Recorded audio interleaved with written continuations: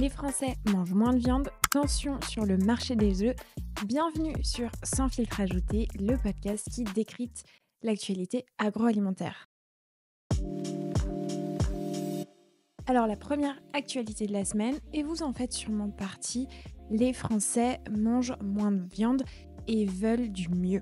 Bon, c'est pas quelque chose qui est particulièrement nouveau. Il y a le réseau Action Climat qui vient de publier un baromètre, son baromètre 2025, et qui dit une chose simple, les Français mangent moins de viande et veulent manger mieux de la viande. Alors, qu'est-ce que dit concrètement vraiment ce sondage? Est-ce qu'on mange vraiment moins de viande? Et finalement, quelles sont les alternatives? Ça fait hyper longtemps qu'on entend qu'il y a de plus en plus de flexitariens. D'ailleurs, le chiffre que j'ai en tête, c'est qu'en 2017, il y avait 34% de flexitariens. Qu'en est-il aujourd'hui? Qu'est-ce que ça veut dire? On va voir tout ça ensemble. Alors tout d'abord, 53%, c'est vraiment le chiffre clé. Il y a désormais plus d'un Français sur deux qui déclare avoir réduit sa consommation de viande. Ça vous surprendra pas. Et d'ailleurs, je serais curieuse, dites-moi en commentaire si vous faites partie aussi de ces personnes qui réduisent la consommation de viande et surtout pourquoi. C'est une tendance qui est finalement stable par rapport à 2023, mais concrètement, quelles en sont les alternatives et pourquoi les Français mangent finalement moins de viande. Alors ce qui est intéressant de noter, c'est qu'il y a encore 30% des Français qui mangent de la viande tous les jours et 3% qui l'ont éliminée complètement de leur alimentation. C'est toujours intéressant de regarder les extrêmes. Dans les 30%, j'ai pas les chiffres en tête, mais je serais curieuse de savoir quel type de cible ou en tout cas de génération, parce que probablement, c'est très subjectif, mais probablement que ce sont plutôt des personnes plus âgées, puisque pas la même éducation par rapport à aujourd'hui où effectivement on fait beaucoup plus attention. Et il y a plusieurs raisons. On parle plutôt d'un moins plutôt que d'un sans. Et comment on l'explique? Alors tout d'abord, il y a 52% évoquent des raisons économiques. Forcément, manger de la viande, ça coûte cher, ça pèse dans le panier. 38% citent la santé et 35% l'environnement. Alors c'est assez étonnant parce qu'à une époque, c'était plutôt d'abord l'environnement qui primait et maintenant, c'est d'abord la santé. Et enfin, 33% le bien-être animal. Mais ce qui est intéressant dans ces sondages-là, c'est de regarder dans quelle mesure ces indicateurs progressent. Et on voit effectivement que l'argument économique recule et que les raisons de santé et d'environnement avancent. C'est assez paradoxal par rapport au contexte économique dans lequel on évolue. Mais c'est vrai que de plus en plus de personnes sont malades. On va rentrer dans une ère où il y aura de plus en plus notamment de cancers et autres. Et donc, effectivement, le rôle de l'alimentation est prédominant sur notre bonne santé. Donc, ça peut s'expliquer par ce biais. Et ceux qui consomment très régulièrement de la viande ne sont pas finalement contre. En fait, c'est vraiment évidemment rentrer dans les mœurs de moins manger de viande sans surprise. Et d'ailleurs, 3/4 des consommateurs nous disent qu'ils seraient prêts à manger moins de viande si c'est pour manger de la viande de meilleure qualité, si c'est pour soutenir les éleveurs ou si c'est pour réduire les importations. Mais alors, du coup, ce qui est intéressant de regarder quand on travaille en grande distribution et en agroalimentaire, c'est quand les consommateurs mangent moins de viande ou si ce n'est plus, ils se tournent vers quel type d'alternative? Et évidemment, vous vous en doutez, c'est les légumineuses qui arrivent en tête à hauteur de 78%. Ensuite, on a tout ce qui est céréales et graines à 73%. Et puis, les aliments peu transformés à 60%. Donc ça, c'est intéressant parce que, vous l'avez vu, je fais une petite parenthèse, mais le Nutri-Score évolue. Il prend en compte l'impact, en tout cas, des produits qui sont un peu plus transformés. On est de plus en plus regardant sur ces indicateurs-là. Et pour autant, on voit que souvent, quand on va manger moins de viande, on va naturellement se tourner, parce que les propositions sont telles, plutôt vers des aliments plus transformés et moins bruts que finalement de la viande classique. Ça amène quand même à réfléchir.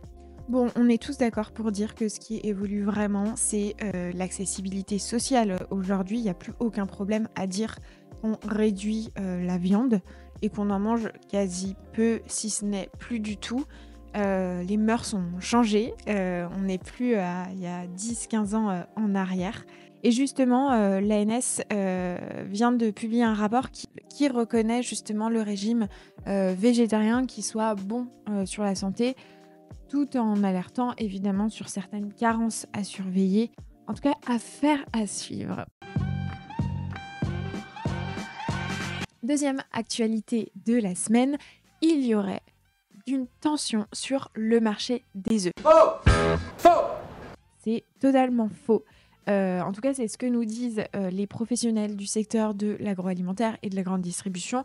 Cela n'existe pas. Alors, dans d'autres pays, vous le verrez, c'est pas forcément la même histoire. Mais en tout cas, en France, il n'y a pas de problématique. C'est plutôt une tension finalement logistique, mais absolument pas un effondrement. Alors, il y a même notre ami Michel-Édouard Leclerc qui le dit. Il y a des ruptures, oui, mais pas de pénurie. Bon, alors, pourquoi finalement on fait tout un foin autour de cette actualité et pourquoi tout le monde en parle? Eh bien, sachez que la demande sur ce type de produit est en explosion. Depuis 2 ans, la consommation d'œufs, elle a explosé. Alors, exploser, le mot est peut-être un peu fort. En tout cas, elle a augmenté de 4 à 5%.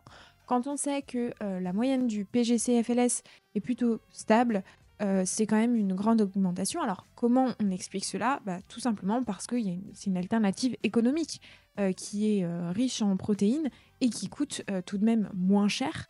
Donc, c'est assez intéressant.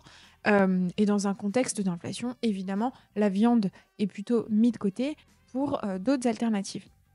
Et puis la deuxième raison, c'est les modes d'élevage. Et ça va plutôt dans le bon sens. Les Français veulent moins de cages, plus de plein air, plus de bio. Et forcément, le rendement n'est pas le même. Ça demande du temps. Et donc, forcément, les courbes se croisent quand on a une hausse de la demande.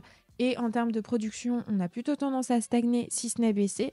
Forcément, il y a un peu de tension sur le marché. Et le troisième facteur qu'on oublie et que je ne savais pas, c'est l'hiver et c'est une période où les petites poules, elles pondent moins, tout simplement, à cause du manque de lumière.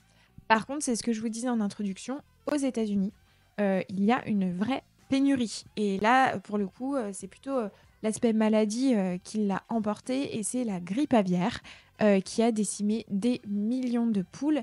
Et forcément, les Américains en trouvent beaucoup moins. Et d'ailleurs, notre ami Trump a même fait appel à l'Europe. Dis donc, Trump, tu retournerais pas un peu ta veste pour justement combler cette pénurie.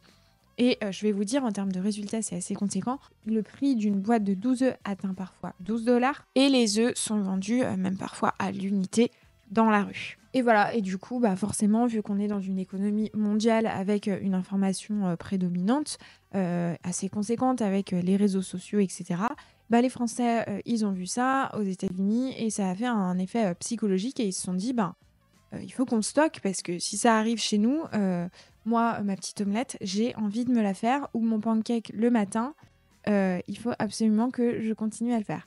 Bon, après, il y a eu 150 000 déclarations. On a la vice-présidente des marchés de France, Maria da Silva, qui nous dit que c'est le ramadan qui explique la pénurie. Bon, tous les experts s'accordent pour dire que c'est une hérésie de dire ça et que c'est absolument pas le cas. C'est pour les raisons que je vous ai évoquées précédemment. Donc voilà, cette sortie, elle a été largement dénoncée, accusée d'islamophobie notamment.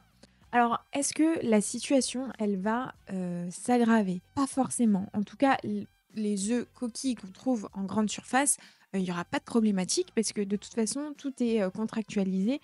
Les prix devraient, dans tous les cas, rester stables, en tout cas pour l'année en cours. Par contre, pour les restaurateurs, la restauration hors domicile de l'agroalimentaire, oui, les prix risquent de flamber et les tensions devraient forcément se maintenir toute l'année 2025. Alors non, ça va pas être la fin des omelettes, les amis. Ce produit pas cher est devenu un incontournable finalement de nos assiettes. Donc on va voir comment ça va évoluer. Affaire à suivre. Voilà, c'était tout pour moi. 2 actualités cette semaine. Voilà, manger moins de viande, manger moins d'œufs, trouver des alternatives. J'adore en fait être en caméra, vous parler. Je trouve ça très chouette d'avoir l'image. J'espère que vous appréciez regarder ces actualités agroalimentaires. Elles sont aussi disponibles en format podcast. Sur le podcast, vous pouvez retrouver aussi des interviews. Dernièrement, j'ai interviewé C'est qui le patron, donc Nicolas Chaban. Interview très intéressante. Vous avez de toute façon tous les liens en commentaire de cette vidéo.